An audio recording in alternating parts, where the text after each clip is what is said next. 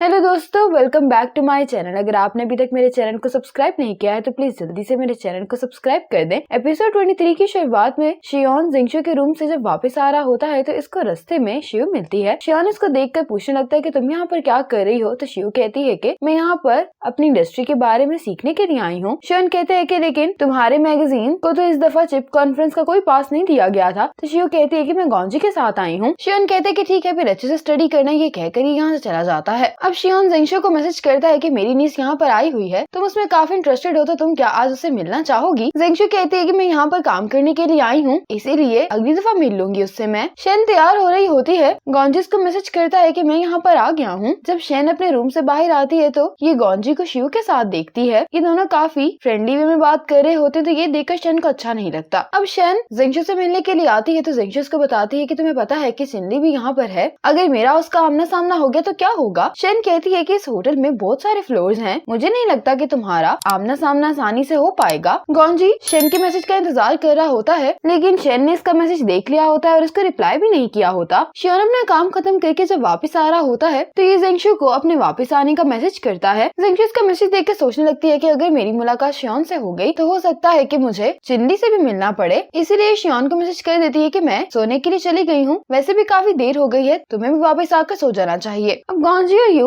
शियोन से मिलने के लिए इसके रूम में आए होते हैं। शियोन जिंगशू का मैसेज देखकर मुस्कुरा रहा होता है, जिसको देखकर गॉन्जी कहने लगता है कि आजकल तुम फोन पर किसी से बात करते हो बहुत मुस्कुराते हो, आखिर तुम किससे बात कर रहे हो। शियोन इनको बता ही देता है कि मैं अपनी गर्लफ्रेंड से बात कर रहा हूँ। ये सुनकर तो ये दोनों बहुत ही हैरान हो जाते हैं और पूछने लगते हैं कि आखिर वो लड़की कौन है। शियोन कहता है कि जब वो पब्लिकली हमारा रिलेशनशिप अनाउंस करने के लिए तैयार हो जाएगी तो मैं तुम दोनों को उससे जरूर मिलवाऊंगा। शियोन कहता है कि तुम दोनों मुझसे ही सवाल पूछे जा रहे हो, तुम दोनों की लव लाइफ मुझसे तो बेहतर ही होगी। यू कहते हैं कि तुम ये सवाल गॉन्जी से पूछो क्योंकि मैं तो सिंगल हूँ अभी। शियोन यू से पूछता है कि क्या तुम्हें कोई चेज भी नहीं कर रहा, तो यू कहने लगता है कि फीलिंग्स दोनों तरफ से होनी चाहिए, फिर ही कोई रिलेशनशिप सही से चल पाता है। शियोन भी यू की बात से एग्री करता है। अब गॉन्जी ने बहुत ज्यादा ड्रिंक कर लिया होता है तो यू इसको यहाँ से लेकर जाने की कोशिश कर रहा होता है। अगली सुबह जिंगशू जब तैयार होकर अपने कमरे से निकलती है तो शियोन इसका बाहर ही खड़ा होकर वेट कर रहा होता है और फिर ये दोनों ब्रेकफास्ट करने के लिए जा रहे होते हैं। तो जिंगशू शियोन से पूछती है कि तुम्हारी नीस यहाँ पर क्या कर रही है। शियोन कहने लगता है कि वो चिप कॉन्फ्रेंस पर अपनी नॉलेज को बढ़ाने के लिए आई है। ये सुनकर जिंगशू को थोड़ा सा अजीब लग रहा होता है। अब जब ये दोनों जा रहे होते हैं तो जिंगशू सोचती है कि अगर मेरी मुलाकात चिप कॉन्फ्रेंस पर चिल्ली से हो गई और अगर शियोन को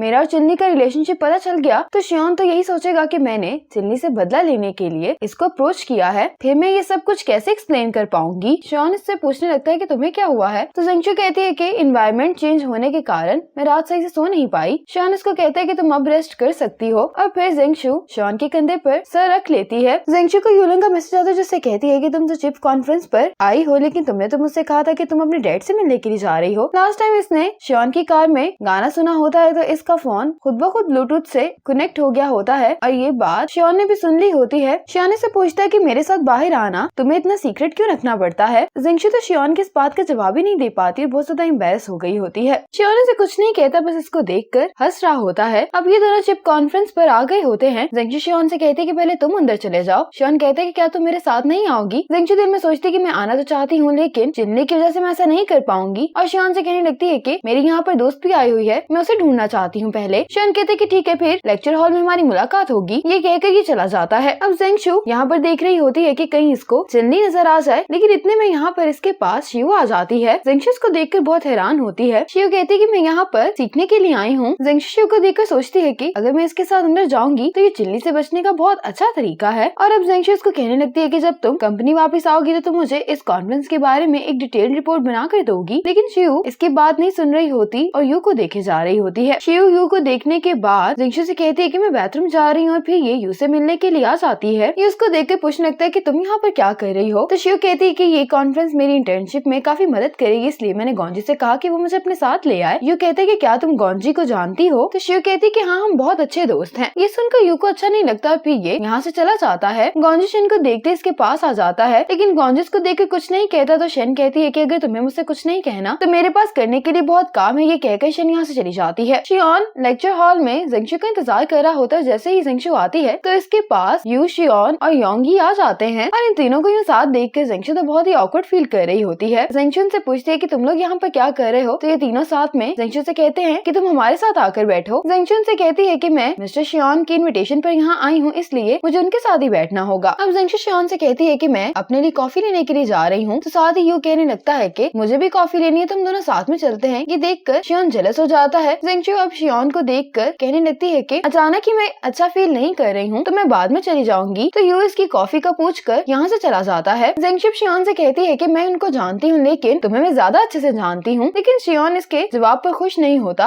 और अब योंगी भी जेंगशु के साथ वाली सीट पर आकर बैठ जाता है, जिसके कारण जेंगशु तो बहुत ज्यादा ऑकवर्ड सिचुएशन में फंस गई होती है। योंगी जेंगशु को बुलाता है तो शियोन ये सुनते ही जेंगशु का हाथ पकड़ लेता है। अब जेंगशु को मैसेजेस आ रहे होते हैं तो ये अपना फोन निकालने के लिए बड़ी मुश्किल से शियोन से अपना हाथ छुड़वाती है और अपने मैसेजेस को देखने लगती है। दूसरी तरफ शिव अपनी कॉफी का ऑर्डर देकर वेट कर रही होती है कि यहाँ पर यू कॉफी लेने के लिए आता है। यू को देखते ही शिव एक्साइटेड हो जाती है। यू अब शिव को देखकर इसके पास आता है तो शिव कहने लगती है कि मैं हमेशा ही आपको प्रोफेसर यू कहती हूँ, तो थोड़ा अजीब लगता है, ऐसा लगता है जैसे हम एक दूसरे को जानते नहीं हैं। तो यू कहता है कि तुम मुझे मेरे नाम से बुला सकती हो। ये सुनकर शिव खुश होती है, कहने लगती है कि फिर आप भी मुझे मेरे नाम से ही बुलाएंगे। यू इसकी बात सुनकर किसी सोच में गुम हो जाता है, फिर पूछता है कि गॉन्जी कहाँ पर है। शिव कहती है कि हम दोनों साथ में यहाँ आए थे, लेकिन वो मुझे होटल छोड़कर कहीं गायब हो गया है। अब यू का ऑर्डर आ जाता है और यू एक कॉफी शिव को देता है। यू से कॉफी रिसीव करके शिव तो बहुत ज्यादा खुश हो जाती है। शन अपनी कंपनी के लिए रिपोर्ट तैयार कर रही होती है। गॉन्जिस को देखता है तो कहता है कि हम साथ में अंदर चलते हैं। तो शन कहती है कि पहले तो मुझे बहुत ज्यादा काम है, वैसे भी मैं मीडिया से हूँ तो हम साथ में नहीं बैठ सकते। गॉन्जी कहता है कि मैं ये अरेंज करवा सकता हूँ, लेकिन शन कहती है कि ऐसा करना सूटेबल नहीं लगेगा। ये कहकर शन यहाँ से चली जाती है। अब यू और शिव जब हॉल में एंटर होने वाले होते हैं तो शिव को याद आता है कि इसने गॉन्जी से कहा था कि मुझे अपने अंकल से बहुत दूर सीट चाहिए और अब इसे ये देखकर बुरा लग रहा होता है कि यू तो फ्रंट रो में बैठा हुआ है। इसके बाद ये चिप कॉन्फ्रेंस स्टार्ट हो जाती है। कॉन्फ्रेंस के दौरान जेंगशु को एक टेक्नोलॉजी की समझ नहीं आ रही होती तो योंगी इसको इस टेक्नोलॉजी के बारे में बताने लगता है और ये देखकर शियोन फिर से जेलस हो जाता है। कॉन्फ्रेंस के दौरान जेंगशु की तबीयत खराब हो रही होती है। शियोन जब जेंगशु को ऐसे देखता है उसका हाथ पकड़कर पूछने लगता है कि आखिर तुम्हें क्या हुआ है। जेंगशु कहती है कि मुझे अपने होटल वापस जाना है। शियोन कहते हैं कि ठीक है, होटल जाकर मुझे बता देना। इतने में यहाँ पर असिस्टेंट शेन आ जाता है जो जेंगशु से कहता है कि मैं आपको होटल ले जाता हूँ। शियोन जेंगशु से कहता है कि अपनी नोटबुक और रिकॉर्डिंग पेन मुझे दे दो और होटल जाकर तुम रेस्ट करना। ये सुनकर जेंगशु असिस्टेंट शेन के साथ यहाँ से चली जाती है और शियोन जेंगशु के लिए इस कॉन्फ्रेंस के बाकी की पॉइंट्स लिखता रहता है डायरी में। जब कॉन्फ्रेंस खत्म हो जाती है तो असिस्टेंट शेन शियोन को बताता है कि जब मैं जेंगशु को होटल वापस लेकर गया था तो मैंने जेंगशु के पास कुछ पेन किलर्स देखी थी। ये सुनते ही शियोन असिस्टेंट शेन से कहता है कि मेरी जगह लंच पर तुम चले जाओ और फिर शियोन जेंगशु के पास आ जाता है। जेंगशु शियोन को देखकर कहती है कि तुम यहाँ पर क्या कर रहे हो। शियोन कहता है कि अगर मैं नहीं आता तो तुम क्या यहाँ पर अकेली ही रहती। जेंगशु को ये सोचकर खुशी हो रही होती है कि शियोन खास तौर पर इससे मिलने के लिए आया है। शियोन जेंगशु से कहता है कि तुम सो जाओ, मैं तुम्हारे पास ही हूँ। शियोन इसके पास ही बैठा रहता है और जेंगशु सो जाती है। जेंगशु सो रही होती है और इसकी मॉम की कॉल आ रही होती है। ये अपनी मॉम की कॉल उठाती है तो जेंगशु की मॉम इसको ब्लाइंड डेट्स पर जाने के लिए कह रही होती है। जेंगशु कहती है कि मॉम मैंने आपको कहा तो था कि मैं न्यू ईयर पर आपको अपने बॉयफ्रेंड से मिलवा दूंगी, वैसे भी मैंने आपको पिक्चर भेजी थी, लेकिन इसकी मॉम इसकी बात का यकीन नहीं कर रही होती। जब जेंगशु की कॉल खत्म हो जाती है तो शियोन पूछने लगता है कि क्या तुम्हारी फैमिली तुम्हें ब्लाइंड डेट्स पर जाने के लिए प्रेशराइज कर रही है। जेंगशु कहती है कि नहीं, तो मेरी मॉम तो मुझे डॉग चूज करने का कह रही थी। शियोन से पूछता है कि तुम्हें किस तरह के डॉग्स पसंद है तो जेंगशु कहने लगती है कि चाइनीज गार्डन डॉग्स। शियोन जेंगशु की बात सुनकर हंस रहा होता है। जेंगशु शियोन से कहती है कि तुम्हारी मीटिंग है ना, मैं बिल्कुल ठीक हूँ, तुम अब चले जाओ मीटिंग पर। शियोन जेंगशु की बात सुनकर टाइम देखता है और जेंगशु से कहने लगता है कि अगर तुम्हें कुछ भी चाहिए हो तो मुझे मैसेज कर देना। ये कहकर शियोन यहाँ से चला जाता है। जैसे शियोन बाहर आता है तो उसको असिस्टेंट चेन की कॉल आती है कि प्रोफेसर ली जल्दी में है तो आपको यहाँ पर जल्दी आना होगा। शियोन कहता है कि मैं बस थोड़ी देर में यहाँ पर पहुँच रहा हूँ। जेंगशु को भूख लग रही होती है। इतने में इसके कमरे का डोर नॉक होता है। ये देखने के लिए जाती है तो शैन इससे मिलने के लिए आई होती है। जेंगशु कहती है कि तुम यहाँ पर क्या कर रही हो तो शैन कहती है कि तुम्हारी तबीयत खराब थी तो मैं तुम्हें देखने के लिए आ गई। अब फिर से डोर नॉक होता है तो जेंगशु सोचने लगती है कि अब पता नहीं कौन आया होगा। तो बाहर वेट्रेस खाना लेकर आई होती है। ये देख कर जेंगशु कहती कि मैंने तो खाना ऑर्डर नहीं किया। तो ये वेट्रेस कहती कि क्या ये रूम नंबर 2406 नहीं है। तो जेंगशु को रियलाइज होता है कि शियोन ने ये इसके लिए भेजा होगा और अब शियोन प्रोफेसर ली से मिलने के लिए आ जाता है। शियोन प्रोफेसर ली से कहता है कि आपने ट्रेन स्टेशन पहुंचना है तो मैं आपको अपनी गाड़ी में ले चलता हूँ। प्रोफेसर ली कहते हैं कि ठीक है, फिर हम रास्ते में बात कर लेंगे। और फिर जेंगशु शियोन को लंच के लिए थैंक्स बोल रही होती है मैसेज पर। शन ये देखकर बहुत खुश हो रही होती है कि शियोन जेंगशु की बहुत केयर कर रहा है। तो जेंगशु कहने लगती है कि शियोन जितना मेरे से अच्छा बर्ताव करता है मुझे उतना उसके लिए बुरा लगता है। और जेंगशु उसको बताने लगती है कि जिस दिन मैं यहाँ पर आ रही थी तो मेरी मुलाकात शिंगजाओ से हुई। ये सुनकर तो शन को गुस्सा आ जाता है, कहने लगती है कि आखिर उसकी तुमसे मिलने की हिम्मत कैसे हुई। जेंगशु कहती है कि मुझे इस बात का डर है कि अगर शियोन को मेरे और उसकी नीस के रिलेशनशिप के बारे में पता चल गया तो सब कुछ गड़बड़ हो जाएगी, इसलिए मैं सोच रही हूँ कि मैं शियोन को खुद ही सारी बात बता दूं। शन कहती है कि मुझे नहीं लगता कि तुम्हें शियोन को भी ये बात बतानी चाहिए। जेंगशु कहती है कि मैं अब शियोन के साथ हूँ हूँ और उसकी वजह यही है कि मैं उसको बहुत पसंद करती हूँ।